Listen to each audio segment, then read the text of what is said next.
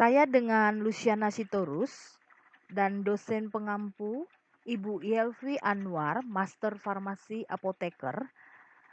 Saya akan mempresentasikan mengenai HIV, Human Immunodeficiency Virus, AIDS, Acquired Immune Deficiency Syndrome, dan Opportunistic. Definisi HIV dan AIDS.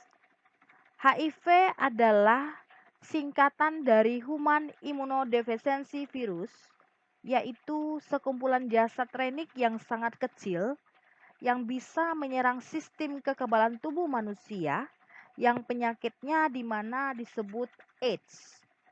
Dalam jumlah besar, virus HIV terdapat pada daerah vagina dan sperma penderita, sedangkan dalam jumlah kecil terdapat pada ASI dan air liur. AIDS adalah kumpulan gejala penyakit di mana yang disebabkan oleh virus HIV yang ditandai dengan gejala menurunnya sistem kekebalan tubuh. Gejala infeksi HIV. Gejala awal yaitu ditandai dengan pertama, gejala hanya seperti flu dan akan sembuh beberapa hari kemudian. Kedua, tes darah saat ini masih belum dapat menunjukkan adanya infeksi HIV atau bisa dikatakan masih negatif. Yang ketiga, setelah 1-3 bulan barulah tes darah menjadi positif. Keempat, pada tahap ini orang masih tampak sehat. Dan kelima, keadaan nampak sehat ini dapat berlangsung 2-10 tahun. Manifestasi klinis Human Immunodeficiency Virus atau HIV, Acquired Immunodeficiency Syndrome atau AIDS. Tanda dan gejala klinis yang ditemukan pada penderita AIDS umumnya sulit dibedakan karena bermula dari gejala klinis umum yang didapati pada penderita penyakit lainnya. Secara umum dapat dikemukakan sebagai berikut: rasa lelah dan lesu, berat badan menurun secara drastis, demam yang sering berkeringat di waktu malam, mencret dan kurang nafsu makan, bercak-bercak putih yang terdapat di lidah dan di dalam mulut, pembengkakan leher dan lipatan paha, radang paru, dan kanker kulit.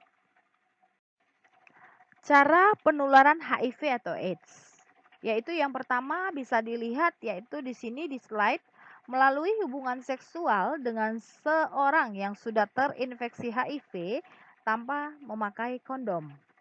Cara kedua yaitu melalui transfusi darah atau alat-alat yang telah tercemar HIV. Nah, cara penularan HIV atau AIDS dapat juga yaitu yang ketiga melalui ibu yang terinfeksi HIV kepada janin yang dikandungnya atau kepada bayi yang disusuinya. Bisa juga cara penularan HIV atau AIDS yang keempat yaitu melalui pemakaian jarum suntik yang dilakukan secara bergantian. Nah, di sini kita bisa melihat bahwa HIV tidak ditularkan melalui jabatan tangan, kloset, cangkir, pisau, alat dapur, serbet yang dipakai bersama, bahkan alas tidur yang dipakai bersama, tinggal bersama dalam rumah, flat atau tempat kerja, makanan yang dimakan bersama, batuk dan bersin, dan makan di restoran. Perjalanan penyakit HIV atau AIDS. Yang pertama, stadium pertama, infeksi dimulai dengan masuknya HIV dan diikuti terjadinya perubahan serologik ketika antibodi terhadap virus tersebut dari negatif berubah menjadi positif. Lamanya antara 1-3 bulan, bahkan bisa sampai 6 bulan. Untuk stadium kedua atau asimptomatik atau tanpa gejala, asimptomatik berarti bahwa di dalam organ tubuh terdapat HIV, tetapi tubuh tidak menunjukkan gejala-gejala. Keadaan ini dapat berlangsung rata-rata selama 5-10 tahun. Stadium ketiga, pembesaran kelenjar limfe. Fase ini ditandai dengan pembesaran kelenjar limfe secara menetap dan merata. Tidak hanya muncul pada satu tempat dan berlangsung lebih dari 1 bulan. Dan pada stadium keempat atau AIDS, Keadaan ini disertai adanya bermacam-macam penyakit, antara lain penyakit konstitusional, penyakit saraf, dan penyakit infeksi sekunder. Cara pencegahan HIV atau AIDS. Yang pertama, tidak melakukan hubungan seksual sebelum menikah meskipun dengan pacar. Kedua, selalu menggunakan alat suntik atau alat tusuk lain yang steril. Yang ketiga, bagi wanita pengidap sebaiknya tidak hamil. Nah, untuk mencegah penularan HIV lewat hubungan seksual ada 3 cara, yaitu yang pertama, abstinensi atau puasa, tidak melakukan hubungan seks. Kedua, melakukan prinsip monogami, yaitu tidak berganti-ganti pasangan dan saling setia pada pasangannya. Yang ketiga, untuk melakukan hubungan seksual yang mengandung resiko, dianjurkan melakukan seks aman termasuk menggunakan kondom. Adapun hal untuk mencegah penularan lewat alat-alat yang tercemar darah HIV, ada 2 yang perlu kita perhatikan. Yang pertama, semua alat yang menembus kulit dan darah. Contoh seperti jarum suntik, jarum tato, atau pisau cukur. Harus disterilisasi dengan cara yang benar. Yang kedua, jangan memakai jarum suntik atau alat yang menembus kulit bergantian dengan orang lain. Adapun cara mencegah penularan HIV lewat transfusi darah atau produk darah yang lain, yaitu untuk mencegah penularan lewat transfusi darah atau produk darah lain, perlu dilakukan screening terhadap semua darah yang akan ditransfusikan atau yang akan dipergunakan untuk diproses sebagai produk darah. Jika darah ini ternyata sudah tercemar, maka harus dibuang. Screening darah dilakukan oleh Palang Merah Indonesia atau PMI. Patofisiologi Human Immunodeficiency Virus atau HIV, Acquired Immunodeficiency Syndrome atau AIDS. Dasar utama terinfeksinya HIV adalah berkurangnya jenis limfosit T helper yang mengandung marker CD4 atau sel T4. Limfosit T4 adalah pusat dan sel utama yang terlibat secara langsung maupun tidak langsung dalam menginduksi fungsi imunologik. Menurun atau menghilangnya sistem imunitas seluler terjadi karena virus HIV menginfeksi sel yang berperan membentuk antibodi pada sistem kekebalan tersebut, yaitu sel limfosit T4. Setelah virus HIV mengikatkan diri pada molekul CD4, virus masuk ke dalam target dan melepaskan bungkusnya. Kemudian, dengan enzim reverse transkriptase, virus tersebut merubah bentuk RNA ribonukleik asid agar dapat bergabung dengan DNA sel target. Selanjutnya, sel yang berkembang biak akan mengandung bahan genetik virus. Infeksi HIV dengan demikian menjadi irreversible dan berlangsung seumur hidup.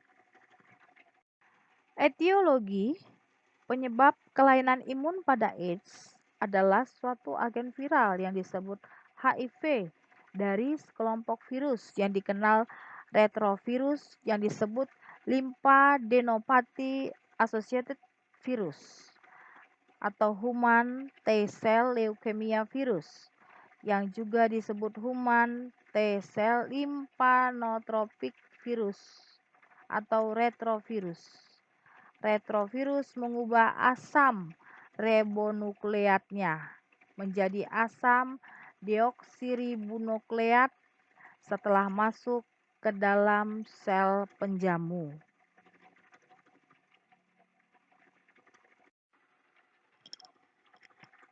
Kemudian etiologinya penyebab adalah golongan virus retro yang disebut Human Immunodeficiency Virus atau HIV. Transmisi infeksi HIV dan AIDS terdiri dari 5 fase, yaitu pertama, periode jendela, lamanya 4 minggu sampai 6 bulan setelah infeksi, ditandai dengan tidak ada gejala. Kedua, fase infeksi HIV primer akut, lamanya 1-2 minggu dengan gejala flu-like illness. Yang ketiga, infeksi asimptomatik, lamanya 1-15 atau lebih tahun dengan gejalanya tidak ada. Yang keempat, supresi imun simptomatik di atas 3 tahun dengan gejala demam, keringat di malam hari, berat badan menurun, diare, neuropatik, lemah, ras, limfadenopathic, lesi mulut. Dan yang kelima, AIDS selama beroperasi antara 1-5 tahun. Dari kondisi AIDS pertama kali ditegakkan didapatkan infeksi oportunis, berat dan tumor pada berbagai sistem tubuh dan manifestasi neurologis. Terapi non-farmakologi. Terapi non-farmakologis seperti latihan relaksasi dengan tarik nafas dalam atau berendam di air hangat sebelum tidur. Dapat juga dilakukan dengan pengaturan diet, misalnya menghindari makanan dengan bumbu menyengat, dengan menghindari kafein, alkohol, karbohidrat sederhana, contohnya gula dan sirup, makanan berpengawet, dan makanan kaleng.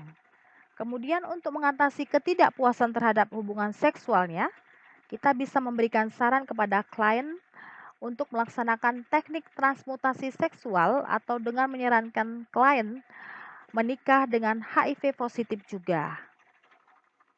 Terapi farmakologi yaitu dengan menggunakan obat antiretroviral, nukleosid reverse transkriptase inhibitors. Contoh obatnya itu abacavir. Efek sampingnya hipersensitivitas.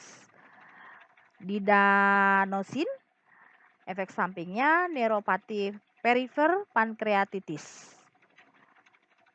Dan obat emtricitabine, efek sampingnya pigmentasi. Kemudian obat lamivudin, efek sampingnya sakit kepala, pankreatitis. Untuk stamofudin, efek sampingnya lipoatrofi, neuropati perifer.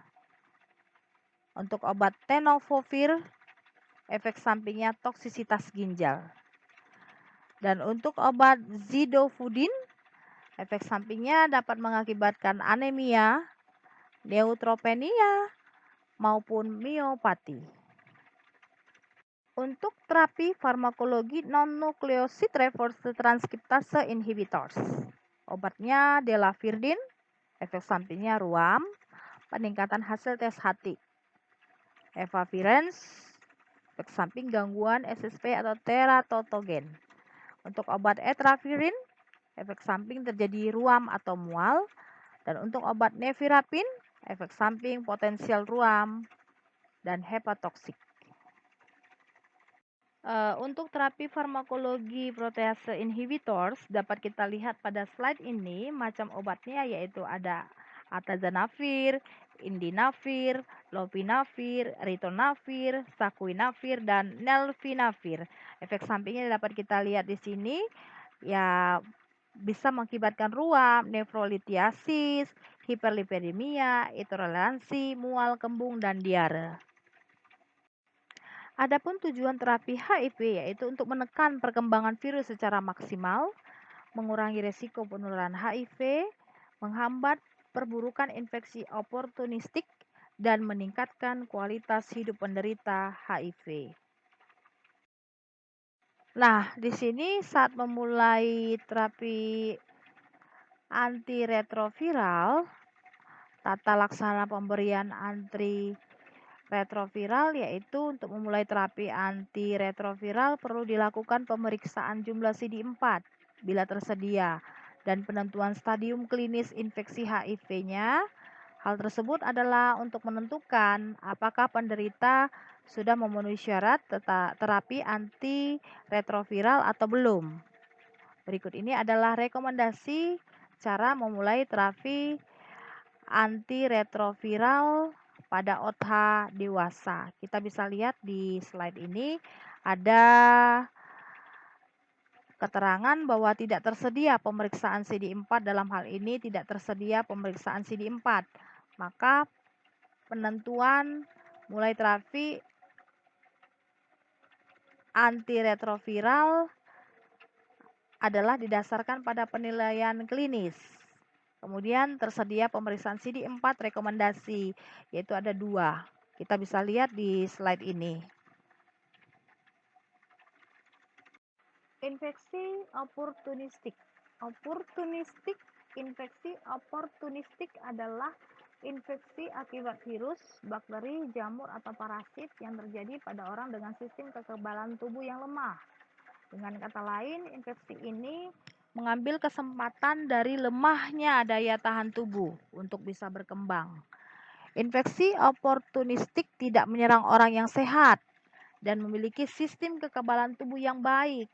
Namun, jika terjadi pada orang dengan daya tahan tubuh yang sangat lemah, misalnya penderita AIDS, terinfeksi ini bisa menyebabkan kematian.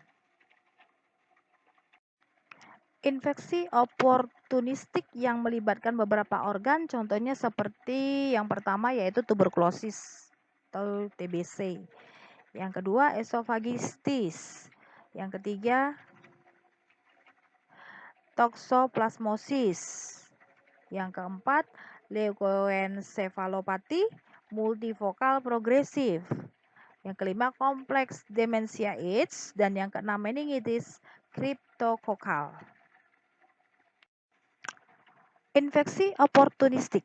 Infeksi oportunistik yang terjadi sebagai konsekuensi dari turunnya jumlah sel T CD4+ pada pasien yang terinfeksi HIV merupakan penyebab utama morbiditas dan mortalitas, sehingga perlu dilakukan tindakan pencegahan dan penata laksanaan yang tepat. Pencegahan infeksi oportunistik dapat dilakukan dengan yang pertama, terapkan gaya hidup sehat, termasuk melakukan seks yang aman, gunakan kondom saat berhubungan intim untuk mencegah infeksi penularan seksual. Kedua, cuci dan masak makanan dengan baik. Pastikan kebersihan peralatan masak yang digunakan untuk mengolah makanan. Yang ketiga, hindari mengkonsumsi susu, daging, dan telur yang mentah atau kurang matang. Yang keempat, gunakan sarung tangan untuk mengambil kotoran hewan peliharaan dan jauhkan kucing dari dalam ruangan agar tidak membawa kuman yang dapat membahayakan Anda. Kemudian yang kelima, hindari berbagai penggunaan sikat gigi atau handuk dengan orang lain. Dan yang keenam, hindari menelan atau meminum air yang langsung berasal dari kolam, danau, maupun sungai. Terapi untuk infeksi oportunistik. Rekomendasi profilaksis cotrimoxazole direkomendasikan pada OTH, termasuk wanita hamil dengan stadium 3 atau 4 dan atau lebih jumlah CD4 lebih besar dari 200 sel. Sangat direkomendasikan kualitas bukti sedang.